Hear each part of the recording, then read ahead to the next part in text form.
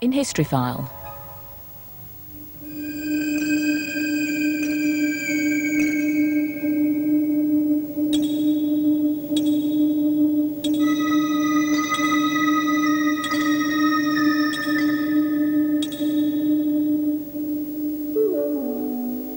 It was a destruction of my people. It was a destruction of my race, of my history, of the thousands of years of knowledge that my people acquired living on this continent were erased and taken away from me.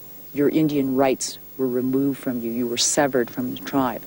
And so there was this whole process of enforcing this whole wiping us out. It was a bureaucratic genocide. I think in each and every one of us there's a deep inner resentment for white people. It's easy to blame everybody else for our problems. It's easy to blame the churches and the U.S. government and our elders and the politicians. But at some point we have to take hold of our own destiny and recreate what we've almost lost. For most modern Americans, the history of the Indians ended with the massacre of more than 300 Sioux at Wounded Knee in 1890. But for the Indians, that was just another stage in their battle with the white man. Their struggle to maintain their land, their culture, and their identity has continued throughout the 20th century. The army had defeated the Indians and confined them to life on the reservations. Now the United States government embarked on a new campaign. A campaign to make the Indians just like white people, to assimilate them into white society by forcing them to turn their backs on everything Indian. And it was just saying, everything you have is bad. Everything about you is bad. Your women can no longer pierce their ears. They should not wear earrings. The men cannot pierce their ears, because to pierce our ears is a sign that we're entitled to hear sacred knowledge. We were told that women will no longer have the role in society that they enjoyed, that they were to become like white women. They were to be chattel. They were to be owned by men. You had to take your husband's name. So everything about our culture was systematically to be destroyed. The first step taken by the government in its attempt to destroy the Indians' culture was to forcibly convert them to Christianity. Missionaries were shocked to find that many of their converts saw becoming Christian as no reason to drop their Indian beliefs. Ours is not a religion. Ours is a way of life, you see. Only the non-Indian has a religion, you know. But our belief in the Great Spirit and the principles and the values thereof are a way of life, a tremendous, awesome, and harmonious way of life with everything around us, all creation, the Great Spirit and everything.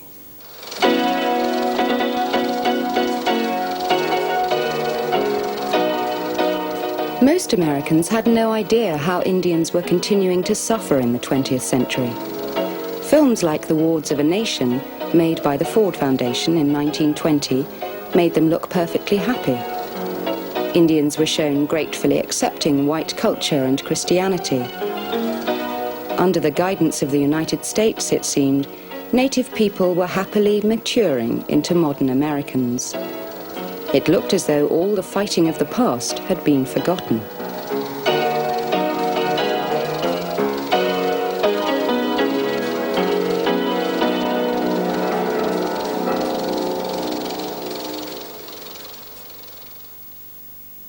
But many of the whites who worked on the Indian reservations knew only too well that it would not be so easy to change the Indians. They knew that if the assimilation policy was going to succeed, they needed a new school system. To prevent the native children learning Indian traditions from their parents, they were taken from their homes at the age of 6 to be educated in the white folks' way. They were sent away to boarding schools, which were sometimes hundreds of miles from their families.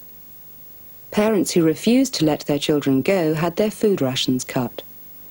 If they continued to resist, police took the children by force. it was cruel. I mean, I don't know. I couldn't understand at first, you know. I thought I'd come here to learn and to come and use a whip on us, you know. And it's cruel. I remember the hunger. I remember the fear. I remember the loneliness. And I remember the cold. Life at the boarding schools was regimented and harsh. It came as a big shock to most Indian children, who were used to warm and loving homes where they were seldom punished. Everything's a military system. Your bed's got to be made military system. And your fingernails got to be clean. It got to be trimmed. Your shoes got to be polished. Uniforms got to be pressed. Your buttons got to be shined. And I also started counting. 1, 2, 3, boy, yeah. And then we come out, you had to wait. You said, fall in, and fall in. Eyes right, forward, march. Same way. Every place, work, even work. That's the way they train us. And if you miss a roll call, they're going to ask you, why? If you don't give them the right answer, they're going to put you to work. They give you a toothbrush and clean the bathroom with that toothbrush. Scrub it with that. Yeah. Or they take you out there in the playground and drill the heck out of you. Boy, I thought they were crazy. They think I'm crazy too.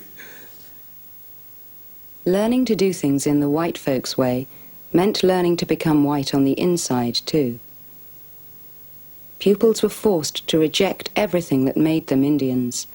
They were not even allowed to speak their own languages. One of the favorite punishments of some of the Jesuits was to take the young people, if they were caught speaking their language, and force them to bite down on a very large rubber band and bite down as tight as they could. And then the rubber band would be stretched out as far as they could stretch it without it popping from his mouth, and then released, and it was smashed back into his face, or her face. And that was one way they tried to break us from speaking our own language. You talk in Indian in the classroom, they'll bend a ruler and hit you in the mouth. That really hurts. But I keep forgetting I talk Indian. And that's when I took me in the room and hit me in the back with, I don't know what it is. I think it's a razor strap. That really hurts. But in spite of the cruel punishments they received, the children could not forget who they really were. Generations of Indian culture and tradition were not that easy to erase. Many of the pupils did find ways to cling on to their real identity. At night, I would relive every conversation that I ever had with anybody in Lakota back home. My grandmother, my grandfather, my friends, my uncles, everybody. What we did is all of us at the same tribe, we get a pass and we go way out in the hills. We sit in a circle and we talk Indian, our language. So we won't lose it. But for other children, the strain proved too much. Many of them ran away. Some schools offered a reward for their return, and often they were rounded up like stray animals and brought back. Hundreds of the pupils died from brutality and disease. Epidemics of flu and tuberculosis swept through the schools, killing children with no resistance to white illnesses. But often there was no physical cause of death at all. Mystified doctors would watch children simply wasting away. Well, there's one guy, I went to see him at the hospital and he was dying. And Dr. Kuhn seemed to find out what's wrong with him. I think that actually, he told me, I talked to him and said, I want to go home. I don't belong in this place. He said, I want to go back to my people. And I think that actually, if you come right down to reality, I think that he didn't have no kind of a sickness except that he is lonesome. And finally, he died with loneliness. At that time, it was really rough. I've seen people, young men's backs broke. I've seen young men's necks broke. I've seen a young man's hip bone kicked out of place, and it healed like that, and they called him Stiffy. His hip bone healed, so he couldn't move it, and he ran with the rest of us like that, and they called him Stiffy.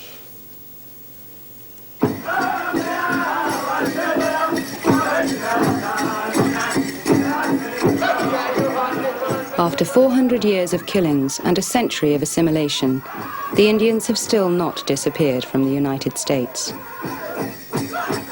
Today there are more than 1.8 million of them, living in hundreds of different communities. Events like the powwow, when Indians from different parts of the country meet up to socialize and to dance, help to strengthen their sense of identity.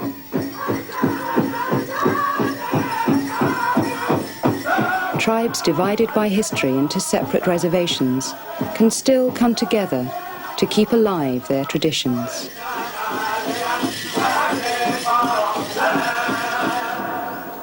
But this survival has been at enormous cost.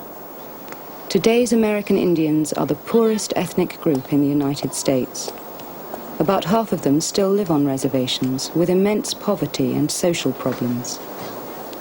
Many Indians on the reservations feel trapped. They're caught between two very different worlds and two very different identities. Well, on one side we live in the American modern world, and on the other side we have the Lakota world, the powwows, the Sundance, the giveaways, the sweat lodge, the ceremonies. And so in a sense what happens is we go back to this world and then we come back here like this, and we just keep zigzagging back and forth. And what happens is we fall in between because we never get the true sense on either cultures. So we're about halfway on each one and we fall. Indians today live with many of the problems of modern America and few of its benefits. Most governments have made little effort to help the Indians make a go of life on the reservations. And because of everything they've suffered in the last century, the native communities have huge problems with drugs, drink, family breakdown, violence and suicide. The majority of us don't find it these days. We either give up or die prematurely. In our tribe, for example, the average age of death is 49 years old. And we have Tokala up here, and he's going to discuss his costume and how different it is from other traditional costumes. Okay, Tokala, would you tell us about your costume? This is a quiver.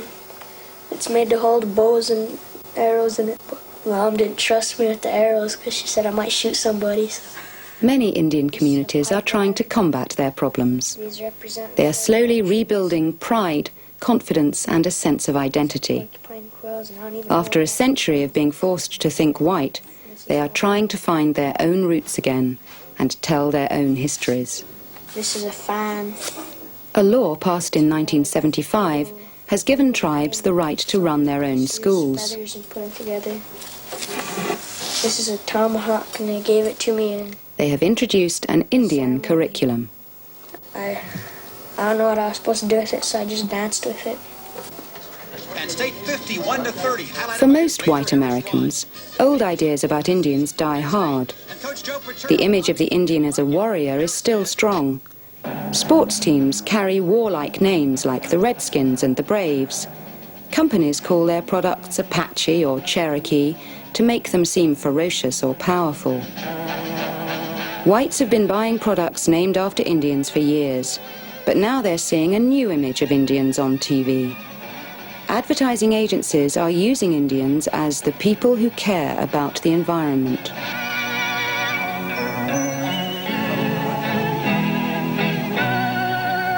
Some people have a deep, abiding respect for the natural beauty that was once this country. And some people don't.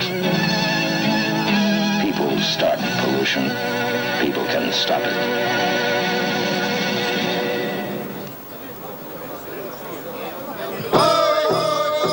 But the green image of Indians is not as popular with everyone as it is with the advertising agencies. Many whites think that the reservations are a waste of money. They think that the Indians should forget their past and become American like everybody else.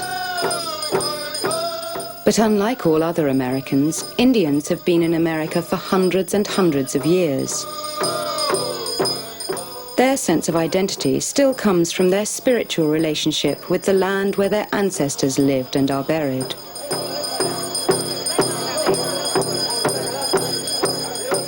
Here, members of the Nez Perce tribe return to the homeland taken from them more than a century ago.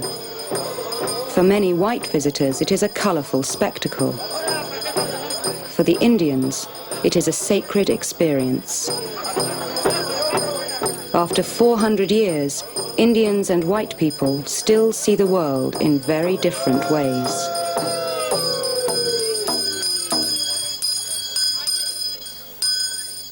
Our origin legend says that when the universe was created, there was a song was given to the universe. Every piece of the universe has a piece of that song, but the total song exists only in the Black Hills. We call this place Wamanka Ugnanka Ichante, the heart of everything that is. One of the things that my grandfather Hollowhorn talked about just before his death, the words he left for my generation, I'm his fourth generation. Someday the earth will weep. She will beg for her life. She will cry with tears of blood. You will make a choice if you will help her or let her die. And when she dies, you too will die.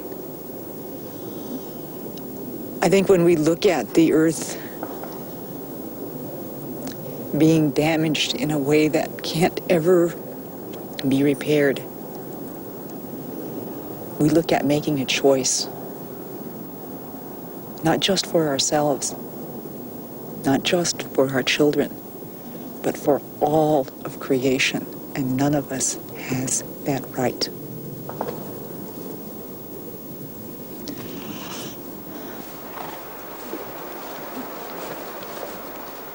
At the heart of Indian culture is a very special vision of the world and of humanity's relationship with it. After so many years of suffering within white society, many native people feel that it is time to return to that vision. We live out here, we speak our language, our kinship system, our social systems, our customs, our rituals are still intact like they were 400 years ago. So we never lost what was really there. We kept to ourselves and we kept all our customs alive.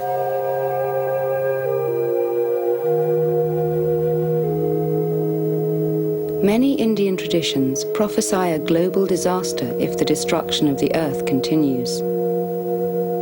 As that disaster seems to be coming ever closer, some Indians believe that their time has finally come, that a return to the Indian vision may offer the only hope of human survival.